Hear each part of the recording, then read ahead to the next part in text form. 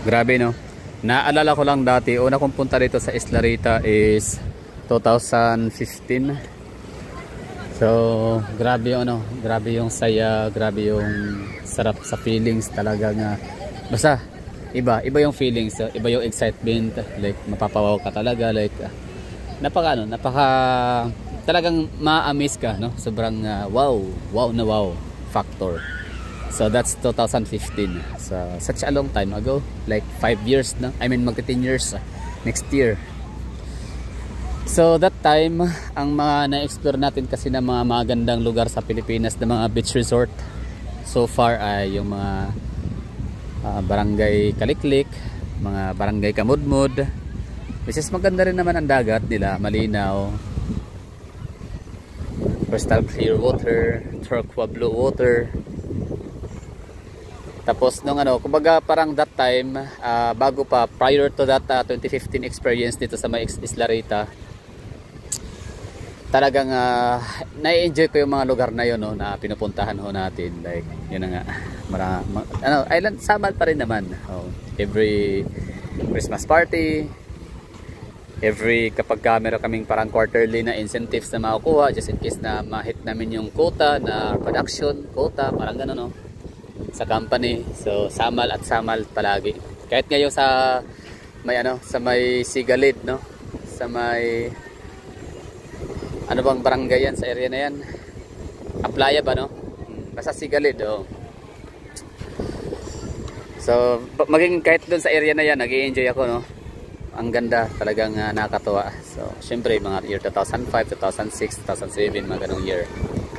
Tsaka kahit yung sa may Vallis. So, syempre, pag taga Davao ka, alam mo yung Vallis, no? So, Vallis is sa, sa Toril Beach Resort. Vallis Beach Resort sa may Toril, Davao City, tsaka yung tawag nito Mer Grande sa may Talomo, Bago, I don't know, basta Mer Grande. Mer Grande Beach Resort. Ang Water World, hindi ko pa napuntahan. So magkatabi lang yan, di ba? Mer Grande tsaka Water World, pero naging suki talaga namin yung yung Mer Grande. And yun, Mer Grande tsaka Vallis Beach Resort sa Toril. So yung area nila doon ay maganda ang tubig, dagat, malinis, pero hindi siya white sand. So black sand yung lugar sa Toril. Pero nag-e-enjoy pa rin naman ako, happy kasi syempre bata pa lang, like 'di ba, kasimula pa lang na magtrabaho, enjoy kasama mga kasamahan sa trabaho, 'di ba? Kasama yung colleagues. Tapos may inuman, alak. So ganong experience na-enjoy ho natin. Tapos syempre level up yung company, level up yung branch namin, Davao branch na. So ang Vallis, ang Mer Grande, nagsasamal na tayo. So punta natin yan ang Kamudmud, lagi nating suki. Kamudmud, Kaliklik, basta Kamudmud area sa Samal, Babak district lang sa Samal Island or Island Garden City of Samal. And then so that time, so dumating yung year 2015. So ito yung pinaka-extreme na experience. Extreme feelings, no? Extreme happiness, extreme experience ko talaga na dagat. Like masasabi kong extreme yung feelings, like mapapawawa ko. Talagang masasabi ko, wow, the best astig, ganda ng ng view. Tapos nilakad ko pa to dito hanggang sa pinakadulo dun. Sa unahan pa yung talagang kakahuyan na grabe, sobrang sayap, sobrang sarap. Tapos ngayon, so next sa 2015, so 2016, 2017, 18, 19, so ako yung nakapag-explore na sa may mga bandang, yun na nga, ako yung nakapagkaramuan, nakapagkaramuan, no? Karamuan Island is magandang lugar din ng Karamuan, pero isla nga lang, parang island hopping. Tapos yung nakapagpalawan, tapos nakapagbatangas, basta marami akong mga napuntahang mga beach resort. And syempre sa ibang lugar din naman dito sa Samal, no, napuntahan ko natin na talagang napakaganda ng lugar, white sand, ang ganda ng tubig, turquoise blue and blue crystal clear water. So talagang dami kong na-experience, little by little, pataas. Kumbaga parang ladders ba? Ladder system, no? Yung aking experience pagdating sa mga magandang beach resort sa Pilipinas. Kasi dito sa Pilipinas, kilala naman talaga, no? We have 7,000 plus islands, no, sa Pilipinas. So piniyayaan tayo ng ano, Philippine country is a archipelago country. Yun na nga, so ang ganda ng mga dagat ho natin, ng ating mga coastal areas, yung ating mga shoreline, seashores. And then pangalawa, so yun na nga, bali parang ano ba, step by step, little by little, pataas yung level ng napuntahan natin, na experience natin na mga beach resort na maganda. So hanggang sa yun na nga, nakapag Palawan, El Nido, nakapag Coron, and yun na nga, nakapag Karamuan. So yun yung mga pinaka top tier talaga na mga beach resort na napuntahan ko so far, no, sa aking paglalag-alaga. Hindi pa uso ang ano, no, na hindi pa uso yung vlogging, although nag-exist na yung vlogging that time kasi 2016, 2017, pero hindi pa siya ganun ka hindi pa tayo ano nun, hindi pa tayo vlogger, kung tawagin niyo vlogger na, sige na, vlogger na ang tawag, no. So tatanggapin ko na, so let's embrace ko na yan. Vlogger na ako. Anyway, so naging vlogger na ako. So yun na nga, bali nakapag Bohol, yes, Cebu muna, Cebu, tapos Bohol, tapos Boracay.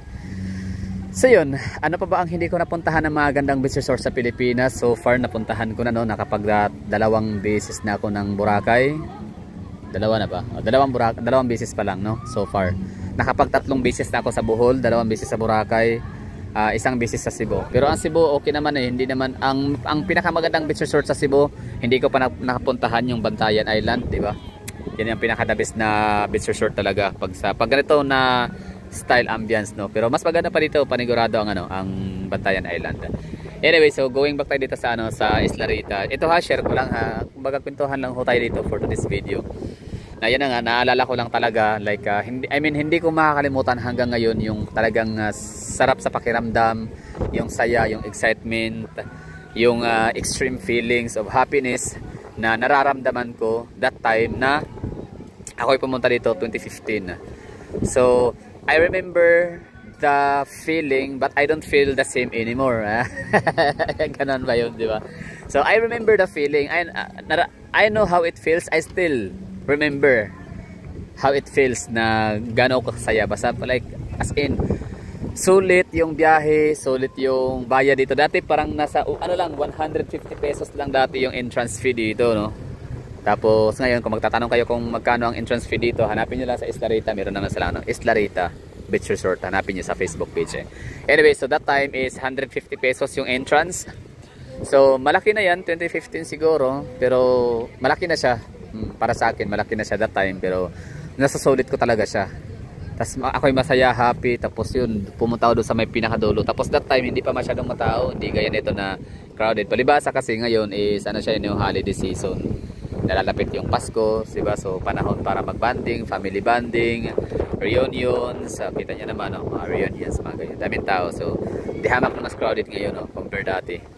Tapos ano pa, grabe yung feelings, no? Extreme feelings, ang saya, yung excitement, yung level of excitement. Tapos naalala ko lang siya ngayon, kumbaga nung naging vlogger na ako, yun na nga, marami ako napuntahang ano, after sa 2015 experience dito sa Isla Rita, yun na nga, nakapag Karamuan sa may, ang Karamuan Island hopping located yan sa ano, sa may probinsya ng Camarines Sur. Tapos ako'y nakapag Masbate, ang ganda ng mga beach resort sa Masbate. Walang bahay, actually hindi beach resort, dahagat lang talaga siya. Libre lang. Oo. So sa may ano, sa may Tikaw Island and sa may Boreas Island, Masbate. So shout out, I don't know kung mayroong mga nanonood ng mga Bicolano, I don't know. So maganda ang Tikaw Island and Boreas Island, yung mga beach resort nila. I mean mga beach, hindi siya resort kasi walang nagmamay-ari. I mean libre lang talaga siyang i-explore. I mean puntahan tapos paliguan. And yun na nga, nakapag ano tayo, nakapag Karamuan, Masbate, nakapag El Nido, nakapag Coron, nakapag Batangas, no, Nasugbo. In fairness, Batangas ang ganda ng dagat nila doon. Tapos ang ganda naman, maliban hindi naman ganito ka ganda yung hindi naman ganito ka white sand. Actually hindi white sand hindi talaga fine white sand ang Batangas gaya nito. Yan. Oh. White sand talaga to. Napakapino. So may pagkakahawig siya sa ano, parang mas pino siya kumpara sa Bohol. Sa ano Alona I'm talking about Alona. Wag na isali yung ano sa may Bulod kasi ang ganda talaga doon sa Bulod. Private din kasi yun exclusive. So para siyang ano, may pagka Alona na may pagka Boracay, no? Parang mixture. And yun, bali Nasugbo na Batangas, so hindi siya white, ano lang, hindi siya maitim, hindi siya okay, white sand konti, tapos yun mga bato-bato na, tapos malinaw na tubig, tapos ang daming makikita mga yate, tapos tanaw mo yung kabilang bundok na napakarami mga yate na pangmayaman, may yate nila Willie Revillame, na mga C family, Henry C, no, SM. Actually yung lugar na yan, Barangay Papaya Beach Resort sa Nasugbo is ano yan eh, pamamayari ng SM company, SMDCI company, ganun. And sa kabila, Pico de Loro, yun. Tapos yun na yung mga mayayaman, mga yate ng mga mayayaman doon nakaparada. Anyway, so nakapag-explore ko ng Batangas sa Nasugbo, Batangas. So in fairness talaga sa Nasugbo, Batangas, ano siya, maganda. Hanggang lang ano, mga beach resort doon na kahit paano malinis. Kaya mga taga Luzon, taga Metro Manila in particular, no, ay nag-i-enjoy ho talaga sila sa Nasugbo, Batangas. So kung baga parang short sila sa time and budget, so pwede na silang mag-Batangas. Anyway, so yun ang ano, nakapag ano tayo, El Nido Palawan, nakapag Coron Palawan. So talagang sobrang the best yung experience, the best yung feelings. And ito pinaka latest is yung ano nga, Boracay. So Boracay na ang pinaka top tier na beach resort na napupuntahan ko so far. Yes, crowded, whatever, 'di ba? Who cares kung crowded ang Boracay, still maganda pa rin, the best. So okay ang ano, Boracay. Siya ang mailagay ko sa pinakamagandang ano, beach resort sa buong Pilipinas. Eh, sa bagay, buong mundo, di ba? Ano 'yan eh. Kinilala nga ang Boracay, no, as the world's beautiful beaches in the world. Goes to Boracay. So, yun lang. Inalala ko lang dati. So, ngayon nagbalik ako dito. Hindi ako ganun na hindi na di ko na na-feel yung ganung sobrang excitement, level of happiness, no, na ako ay napunta dito sa Isla Rita. Pero maganda pa rin siya. Actually mas gumanda nga to ngayon eh, kasi parang mas I don't know kung ito'y man-made. Feeling ko man-made na to dito. Parang sadya, hindi ko alam ito maaring man-made, gawa ng tao ito, ng mga taga Isla Rita, na mas pahabain, mas palalapadin, mas pinalapad, no? Mas pinahaba, mas pinalapad, mas inextend na yung shoreline or seashores. Kasi dati dito lang eh, tapos dagat na. Tapos hindi ka na pwedeng pupunta diyan kasi ang lakas ng alon, grabe yung current, no? So nakakatakot, delikado. So yun ang hindi ko na-enjoy dati, yung pagtampisaw sa dagat. Kasi nga napakalakas ng alon. Anyway, balikan natin, no. So ngayon parang man-made, I don't know, man-made o baka din kaya pangalawang factor, kung hindi man siya man-made, it's natural. Baka din siguro dahil sa tinatawag na global warming, na kumunti ang tubig, tapos dumami ang buhangin. Pwede ba yun? Di ba global warming, edi sana, di ba dahil sa pag sinabing global warming, dahil nga sa panipis ng panipis yung ozone layer, dahil parami yung tao. Okay, science tayo for today's video. So padami yung tao sa mundo. We have, I don't know kung 7 billion, 8 billion, no. So parami ng at saka ang pang 7 billion or 8 billion people ang Pilipinas. Tapos ang mundo. Tapos dito daw sa Davao ba yun, or sa basta somewhere in Philippines, no, pinanganak ang pang 8 billion or pang 7 billion, whatever. Okay, so parami ang tao sa mundo, sa planet Earth. So ibig sabihin, dumami, no, ang pagkukonsumo ng mga emission, di ba? Mga gas emission, mga carbon dioxide, no, parami, padami yung carbon dioxide, no, na naproproduce ng naproproduce, no, ng mga tao, caused by people, by human. So pataas yung level ng ng ating ozone layer, ng ating carbon dioxide, which is ang carbon dioxide and carbon monoxide pala. Ayan, carbon dioxide and carbon monoxide. So sila yung nagpapanipis ng ozone layer. Tapos yung ozone layer kasi, yun yung di ba, yun yung nagpo-protect sa atin from the heat of the sun, di ba? Sa yung nagko-cover sa ating planet Earth from the ultraviolet rays from the sun. So dahil nga sa carbon monoxide, carbon dioxide natin mga tao, so paano ba nagkakaroon ng carbon dioxide, carbon monoxide? Actually carbon monoxide, no, kasi yung mga carbon dioxide galing lang yan sa mga mababaho, utot, mga decayed animals, di ba, mga ganun, no? So that's carbon dioxide. So ang carbon dioxide kinukuha yan ng ng mga pagkain, kasi ang carbon dioxide ng mga punong kahoy, kaya Kung may carbon dioxide, so mayroong magagandang malalago at napaka-healthy na mga photosynthesis, di ba? Chlorophyll, di ba? Mga dahon ng mga punong kahoy. So makakapag-create ng greeneries sa mundo, sa planet Earth dahil din sa tinatawag na nating carbon dioxide. Pero yung carbon monoxide, yun po yung hindi may emit ng kahit na sino, no? So ang punta ho ng carbon monoxide ay papuntang himpapawid sa kalawakan, sa galaxy, sa Milky Way. Tapos yun na yung magpapanipis, no? Carbon monoxide from the burning plastics, gano'n, no? So, burning plastics, yung mga binubuga ng aircon, yung binubuga ng tambotso, mga fossil fuel.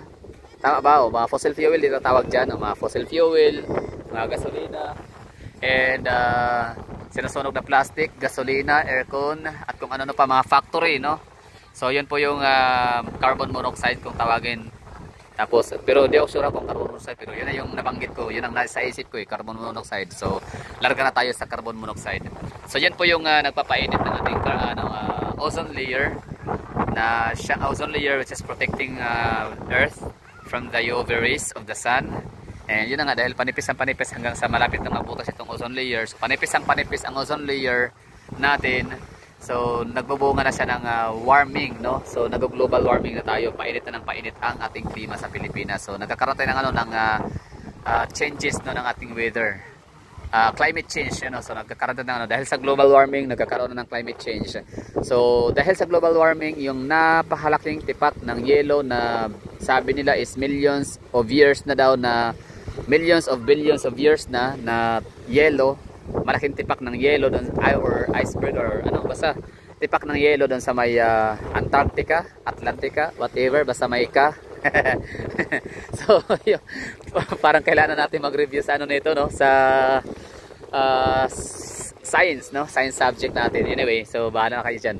So yun, dahil sa global warming, so natutunaw yung malaking tipak ng yelo dun sa may Antarctica or Atlantic Ocean, Antarctic Ocean. Basta yung lugar na halos walang tao nakatira. Kasi puro yelo. So nung natunaw na yon, syempre ini-emit siya, no? Parang ina-absorb siya. Ini-emit, ano ba tawag diyan? Parang nag-evaporate. Tama, no? Nag-evaporate, kinukuha ng araw, parang ganun sa init ng araw. Tapos yun, binabagsak yan dito sa southern part of the world. So sino ba yung mga taga southern part of the world? So tayo mga Pilipino. I mean, tayo mga taga Southeast Asian country. Lalo na yung mga taga Pacific Ring of Fire. Japan, Indonesia, I mean, ito, Philippines. So dito binabagsak yung mga natutunaw na tipak na yelo na nag-evaporate, tapos binagsak dito sa Southeast Asian countries, so which is the Philippines. So ibig sabihin, itong area na to, itong lugar na to, itong landscape na to, itong formation, itong seashore nila, so hindi ito man-made. So baliktad yata yung sinabi ko na parang mas pinahaba nila, mas pinalapat, pina-expand yung seashore shorelines. Kasi hindi naman yata totoo yun, no, na parang patagal na patagal ay paalis yung tubig. Kasi dito nga tinatambak ang tubig sa Pilipinas. Kumbaga, in short say, ang Pilipinas, ang lupa natin ay unti-unting palubog ng palubog, no. Pataas ang pataas yung water level ng Pilipinas. Yun. Kaya yung mga dating below sea level na mga lugar sa Pilipinas, mas lalong lumulubog pa. Kaya yun na yung isa sa rason na dating lugar na hindi naman talaga bahain, for example Davao City, pero ngayon binabaha na siya. Malakas na buhos ang ulan plus sabayan ng high tide equals stagnant baha. Yun lang. That's all for this video. Thank you for watching. So Isla Rita, isa to sa pinaka top tier na beach resort dito sa Davao region, Metro Davao. Yun nga lang, hindi siya gagaya sa Bohol, Boracay, na pwede mo siyang i-explore buong lugar ang shorelines, kasi nga may mga nakaharang, may mga gated area siya, may nakaharang, merong boundaries, no, talagang nilalagay. So yun lang, kung papunta ka sa isang resort na maliit lang yung kanyang cover, hanggang doon ka lang maglalakad, hindi mo talaga ma-enjoy na maglalakad, unlike doon sa may Bohol, kahit pa doon sa may Dumaluan, Barangay Bulod ba yun, o Dumaluan Beach Resort, hanggang sa doon sa may South Palm Beach Resort. So pwede mong i-enjoyin yung seashore shorelines, maglalakad-lakad ka. Yan lang siguro. So dito sa Davao is walang ganun, no? Private dito yung ano, mga private resorts. Which is pabor to sa mga